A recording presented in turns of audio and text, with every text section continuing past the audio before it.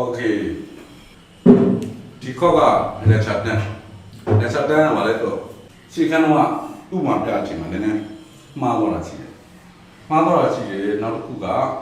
4 fundamental sets ပြီးပေါ့အဲ့တော့ရှေ့လက်ကြာမှာတော့ဒီ0100100100001အားတော့ standard sets ပြီးဒါက standard sets ပြီးဒီလားဒါပေမဲ့ဒီကောင်ကြီးကိုတော့ invertible လို့ယူဆလိုက်တာရှိတယ်နော်ဘာလို့လဲဆိုတော့ဒီ rule နှစ်ခုပေါင်းရင်ဘုကမှာ337ရမှာအခု338ရတော့ဒါရ invertible လို့ပြောလိုက်တာတကယ်တော့မှားဘာဖြစ်လို့လဲဆိုတော့1 2 3ဆိုတဲ့ row ကနှစ်ခုဖြစ်1 2 3နော်1 2 3နှစ်ခုဖြစ်နေတယ်အောက်မှာ2 5 8ဆိုတော့အဲ့တော့ row space ကြောင်းတို့တွေပြောတော့မယ် row space မှာဆိုရင်1 2 3နဲ့2 5 8ရဆိုတော့2 dimensional ပဲဖြစ်နေနေတာဟုတ်တယ်နော်2 dimensional ပဲဖြစ်နေတယ်အဲ့တော့ rank of matrix က2ပဲအဲ့တော့ column တွေကလည်း independent မဖြစ်ဘူးဒါကြောင့်ဒီ matrix က invertible မဟုတ်ဘူးနော်ဒါ correct အမှားပြင်တာပေါ့ okay အဲ့တော့ row space ကြောင်းပြောပြီးဆိုတော့တို့သိရမယ် set speed တွေအကုန်လုံးသိဖို့လိုလာပြီ set speed နှစ်ခုအကြောင်းလို့ရှိဗီဒီယိုမှာတော်တော်လေးပြောခဲ့ဒီဗီဒီယိုဆိုတာcolumn speed နဲ့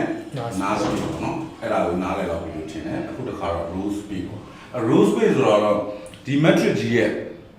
နော် row speed ကိုရှာတာပဲ independent ဖြစ်နေတဲ့ကောင်နော် independent ဖြစ်နေတဲ့ကောင်အဲ့လို row အနေနဲ့မမြင်ချင်ဘူးဆိုရင်တဲ့ transpose လုပ်လိုက် row တွေက column ဖြစ်လာတယ်ပဲအဲ့လိုမြင်လို့လည်းရတယ်ဒါကြောင့် row speed အတွက် notation က a transpose လို့ရှိတယ် column speed of a transpose နော်ဒီလိုမြင်လို့ရတယ်အဲ့တော့ထုံးစံတိုင်းပဲ row တွေက row speed ကို span လုပ်တယ်နော်ပြီးတဲ့ခါကျတော့သူတို့က basic ဖြစ်လားမဖြစ်လား baby yes or no ပေါ့ဖြစ်စစ်ဖြစ်မယ်မဖြစ်ဘူးနော် independent ဖြစ်ရင် basic ဖြစ်မှာ okay အဲ့တော့ row speed တနည်းအားဖြင့် column of a transpose ရှိလာတဲ့အတွက်ကြောင့် mass speed နောက်ခုလည်းရှိတာမှာပဲဟုတ်တယ်နော်အဲ့ဒါကြောင့်သူ့ကို notation ကလို့ရေးမလို့ mass speed of a transpose နော်အတူတူပဲခုနကဘော်ဒီယာချင်းအတူတူပဲနော် transpose လုပ်လိုက်တယ်လို့ယူဆလိုက်လို့ရှိရင် row column ပြောင်းပြီးယူဆလို့ရတာပါအဲ့တော့ a ဒီ n by n matrix တစ်ခုဖြစ်တဲ့ဆိုပါတော့ n row n column ဒီဥမာမှာဆိုရင်တော့သူ3 row 4 column လို့ယူဆနေကြတယ်နော်အဲ့တော့ဒါဆိုရင် column space of a က rm ထဲမှာရှိတယ်တစ်ချက်နော်အဲ့တော့ column space of a က rm ထဲမှာရှိမယ်ဆိုတာဘာကိုပြောတယ်လဲဆိုတော့ column space ဒီဘိုင်းလို့matrix ရဲ့ column နော် column တိုင်းမှာ element တွေရှိမယ်ဟုတ်တယ်နော် element 3လုံးရှိမယ်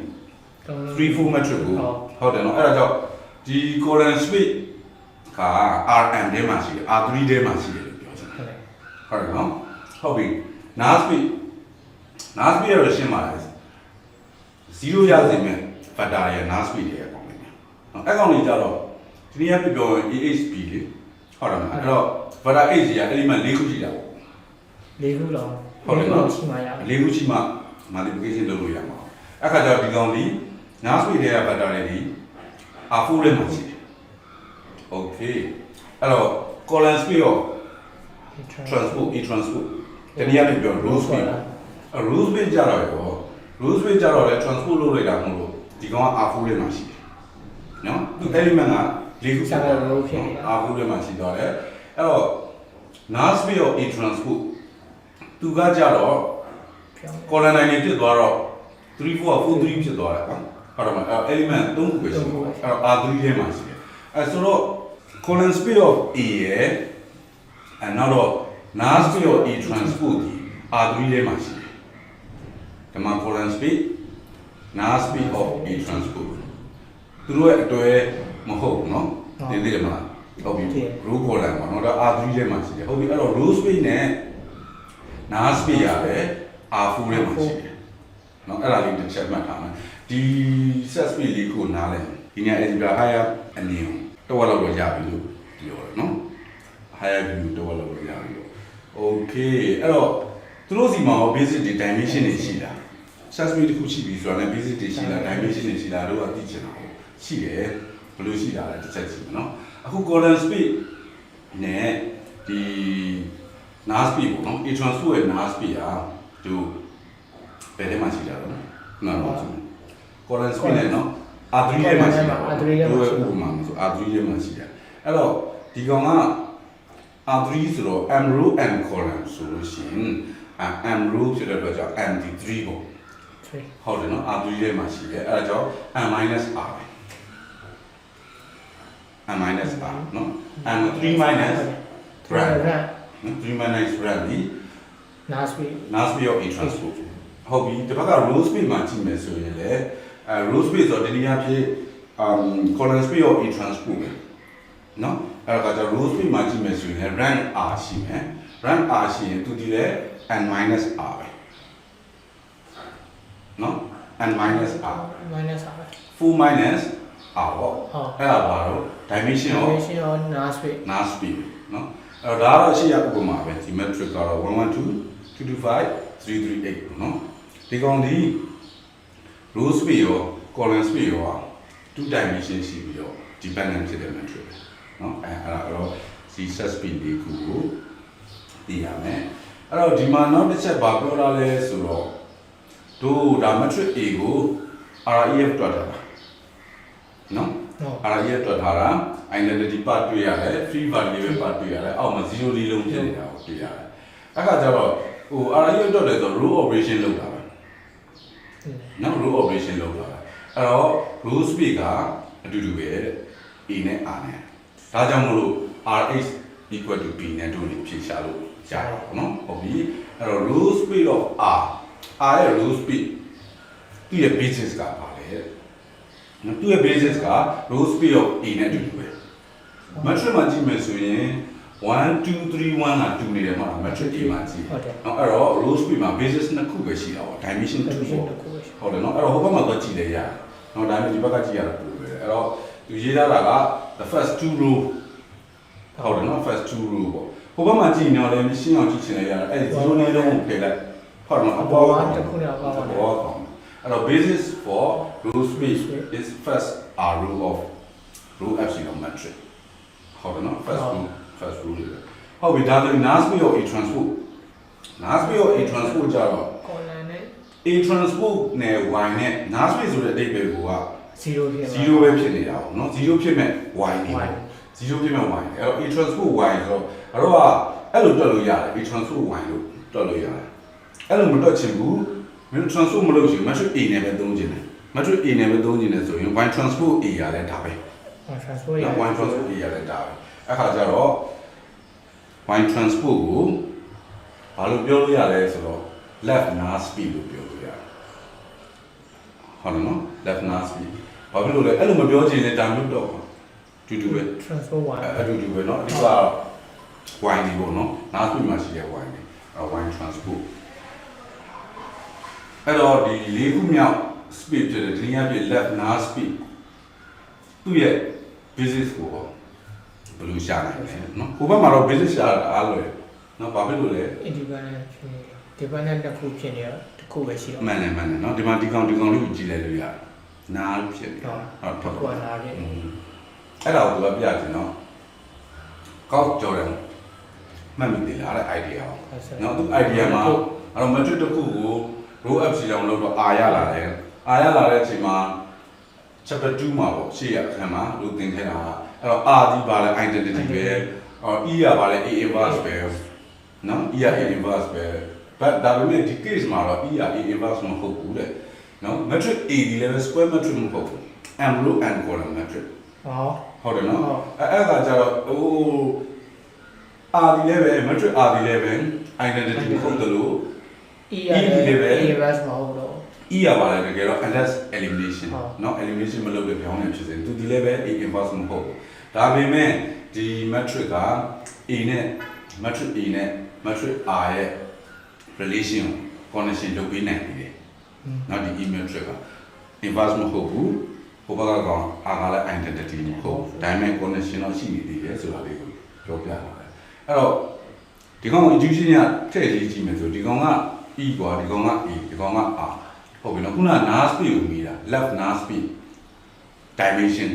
ဟုတ်တယ်မလား dimension ကိုမိတာဆိုတော့ what is the dimension of the left null speed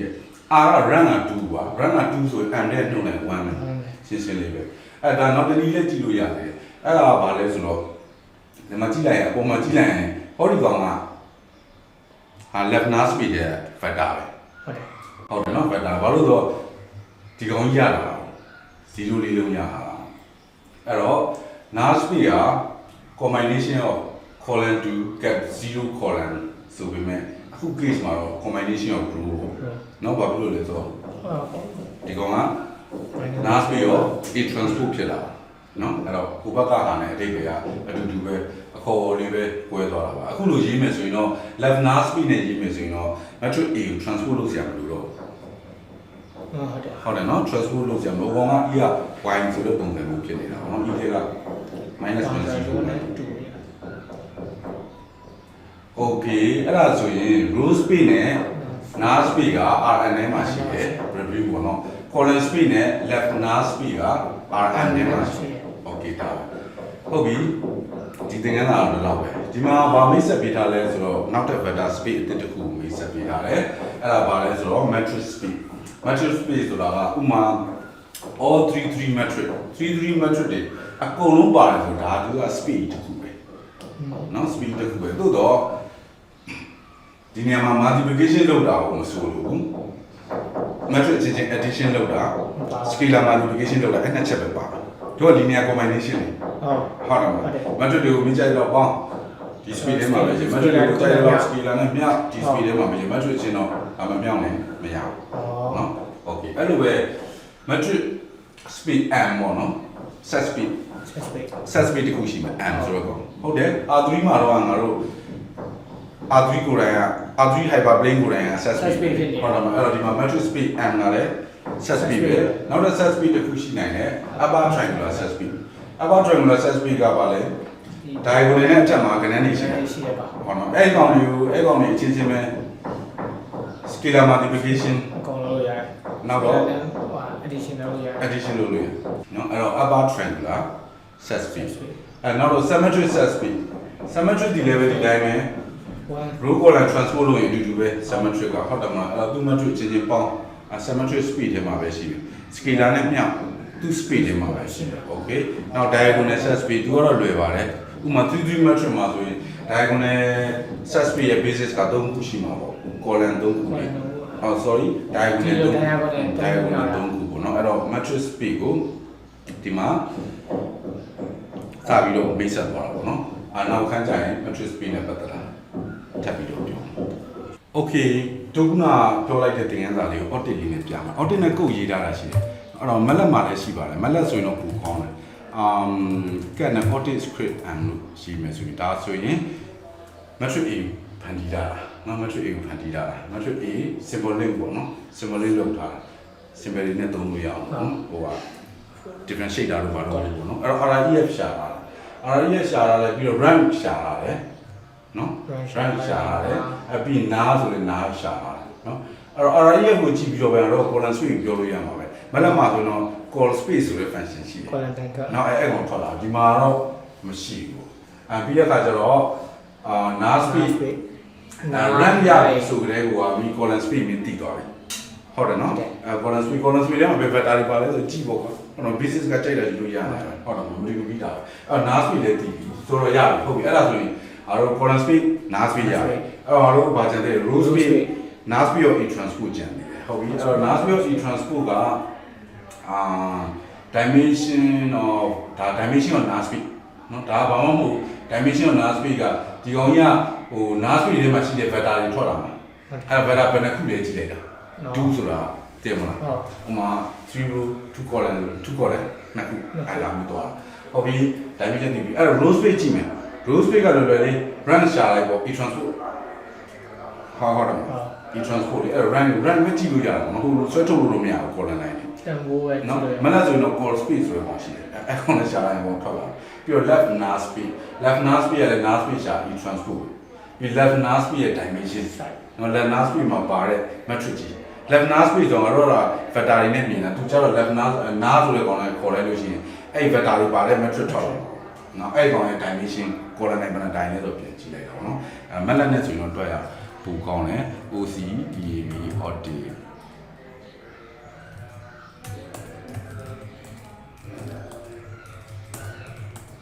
ဟုတ်ပြီဒီကောင်ကို run မယ်ဆိုတော့ audit ပေါ့နော် audit script တာပဲ Symbolin ကို install မလုပ်ရဘူး ဖိုင်မလို့ပါတော့ Symbolin ကို install မလုပ်ရသေးတော့ညာ internet မှာကြည့်အဲ့ကောင်က Ubuntu repo မှာမရှိဘူးတဲ့မလားမရှိတော့အဲ့ကောင်ကတက် PKG install ဆိုပြီးလိပ်စာနဲ့ဟောရတယ်ကျွန်တော်ကြီးမှာလည်းဘာမှမရှိဘူးဆိုရတယ်စင်ခုလို့ဒါပေမဲ့သူ့ဟိုအဲ့ဒီ original source ရဲ့ဒီ audit ဟိုမှာတော့ကြည့်အမှန်ဘူးဆိုတယ် Ubuntu repo ထဲထည့်ထားတာကျတော့သူတို့က stable ဖြစ်တဲ့ဟာပဲထည့်တာတချို့ဟာတွေမထည့်တာသူ့မှာတော်တော်ဆိုအခုမှကြည့်လိုက်မှာတခြားဟိုပြောမလဲ vision နဲ့ပတ်သက်တာရောအဲ့သူ့မှာလုပ်လို့ရတာအများကြီးဒီမှာကြည့်ဒီမှာဆိုရင်ရေးတာပါလေ audit ဒီမှာလေးကြီးဒီကောင်က maintain မရှိတော့ဘူးလေအဲ့တော့ဒီလိပ်စာကိုတွားတယ်သူတို့ audit မှာပဲ sub domain လုပ်ထားလိုက်အဲ့ sub domain ကိုတစ်ချက်တော့ကြည့်မယ်ဒီမှာဆို package ကို download ချလို့ရတယ် download ချပြီး install လုပ်လို့ရတယ်ဒီမှာဆိုရင် symbol link เนาะ symbol link ဟုတ်ပြီ symbol link enter ဟုတ် PKG install ဒီမှာ copy ကူးလိုက်ပြီ copy ကူးဟုတ်တယ်မလား copy ကူးလိုက်မယ် paste install လုပ်ပြီအဲ့တော့ audit script PKG load symbolic okay CSC audit